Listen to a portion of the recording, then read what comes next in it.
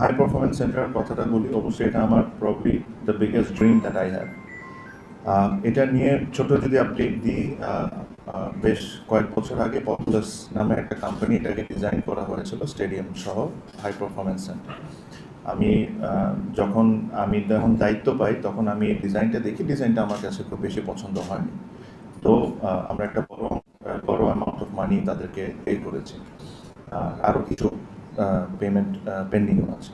তো তাদের সাথে আমি ফাইনালে ছিলেন, সিইও ছিলেন, তাদের সাথে আমি একটা জুম মিটিংয়ে অলরেডি বসেছি। আমি বসে বলেছি যে ওনাদেরকে ইনভাইট করেছি, ওনারা যদি বাংলাদেশে আসেন, এসে আমরা এটাকে যদি একটু রিডিজাইন করা যায়, because the way I think the way the dreams that I have it probably doesn't fit in যেটা আমি দেখেছি।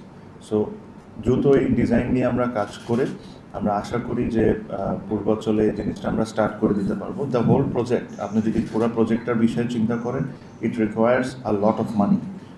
ওটার জন্য আমাদের অবশ্যই গভর্নমেন্টের একটা বড় সাপোর্ট দরকার হবে। সো ওই আলোচনাও আমরা বলতে পারেন যে ইনিশিয়াল আলোচনা আমরা স্টার্ট করেছি।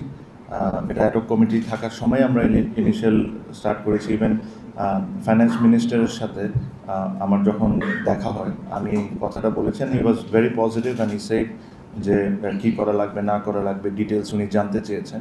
তো আমরা এখন ওনার কাছে অ্যাপ্লাই করব। প্লাস এখানে আপনি জানেন যে এখানে এনএসসি জড়িত আছেন, সো এনএসসির মাধ্যমেই আমরা এই জিনিসগুলো করবো। সো আমার ওটা অনেক বড় স্বপ্ন। আমি আশা করি আমি এই স্বপ্নটা যেরকম পূরণ করতে পারি, আর এটার জন্য যা যা করার দরকার হবে আমি তা করবো।